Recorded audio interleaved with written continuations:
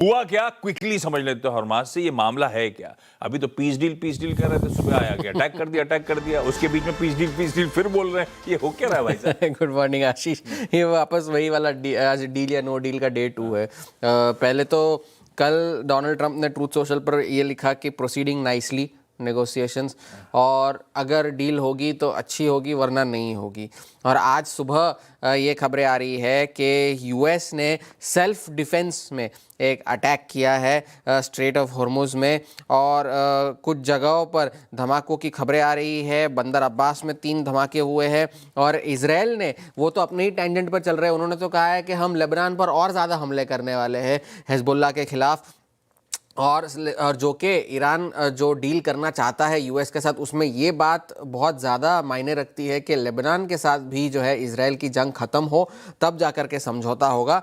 और ये बात उसके बावजूद जो है इजराइल ने कल ये आईडीएफ ने यह दावा किया कि उन्होंने हिजबुल्लाह के 10 कमांड सेंटर्स पर हमला किया है, उनके इंफ्रास्ट्रक्चर साइट्स पर हमला किया है, और 10 गाँव को इवैक्यूएशन ऑर्डर्स दिए गए हैं, क्योंकि उन्होंने हिजबुल्लाह पर इल्ज़ाम लगाया है कि उन्होंने पहले सीज़ फायर का उल्लंघन किया, इसलिए हम ज़्यादा हमले करने वाले हैं। ये इजराइल की तरफ से टेलीग्राम पर कल आईडीएफ का बयान आया था। ईरान की तरफ से अगर कोई बयान आया है तो पहले तो उन्होंने ये कहा कि जस्ट बिकॉज हमने काफ़ी सारे मसलों पर यूएस के साथ सहमति बना ली है, इसका मतलब ये नहीं है कि हम एमओयू साइन करने वाले हैं। अभी भी काफ़ी सारे मसले ऐसे हैं जिस पर मतभेद है, वहाँ पर चर्चा होनी ज़रूरी है।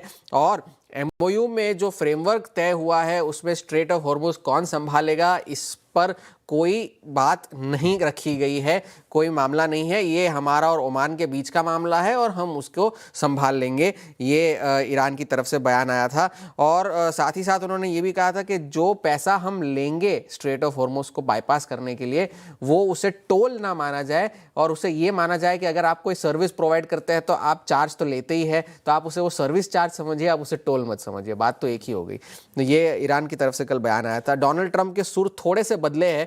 पहले तो वो ये कह रहे थे कि हम ईरान का सारा यूरेनियम ले लेंगे और फिर उसे डिस्ट्रॉय कर देंगे, वो तो बात उन्होंने आज भी कही, लेकिन उसमें एक क्लॉज और ऐड किया कि अगर हम ना ले तो ईरान अपनी मर्जी से अपनी साइट चुने और आईएईए के सुपरविजन में वो सारा उनका एनरिच्ड यूरेनियम जो है वो डिस्ट्रॉय कर देगा। वो ऐसा तो खैर बात की बात रही, लेकिन ये बात उन्होंने आज ट्रूथ सोशल पर लिखी। तो ये हमलों के जो खबरें आई है उसके बाद जाकर के तेल की कीमतों में आज थोड़ा सा उछाल देखने मिला था। कल बॉन्ड यील्ड्स में ज़बरदस्त गिरावट थी, तो 4.5 के नीचे 10 साल की यील्ड कल यूएस की फिर से आई थी। आज फिर से जो है अब 4.51 पर आकर के कामकाज चल रहा है।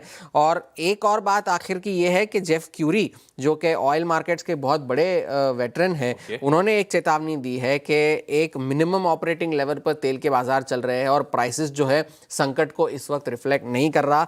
यूरोप में कुछ ही दिनों के बाद संकट शुरू हो जाएगा, फ्यूल शॉर्टेज हो जाएगी, और यूएस में अगर ये मामला खिंचता रहा तो जुलाई तक यूएस में भी इसके संकट शुरू हो सकते हैं। और स्ट्रेट ऑफ हॉर्मुज़ का खुलना ही एक लास्टिंग सोल्यूशन है, लेकिन उसमें भी नॉर्मलाइज होने में थोड़ा सा वक्त लगेगा। तो अब ये सीज फायर की बात चल रही थी, डील की बात चल रही थी, तो उसमें अब ये अटैक्स में थोड़ा सा फिर से मामला थोड़ा सा डामाडोल हो गया, लेकिन क्योंकि ईरान की तरफ से अब तक कोई ऑफिशियल बयान इस मामले में आया नहीं है, तो इस पर अब सबकी नजरें होंगी। पता है, बड़ा फ्रेजाइल विकेट पे कब मामला एकदम से घूम जाए, सारी इक्वेशन बदल जाए। बड़े अंग्रेज में कहते हैं ना, टेंटर हुक्स वाला मामला है, फंसा हुआ है। रोज आइए, रोज समझिए, रोज रिएक्ट करिए, फिर पता है आपको कि पता नहीं कल सुबह क्या होगा। मामला वैसे ही है। आज के क्यूज फ्लैट से नेगेटिव पॉजिटिव कहने वाला था, लेकिन अब तो उल्टा हो गया थोड़ा सा। वेट एंड वॉच वाला मामला। क्यूज सपोर्टिव नहीं है आसान शब्दों में। 2 दिन अच्छी तेजी और खास तौर पे कल का सेशन तो वाकई अच्छा था।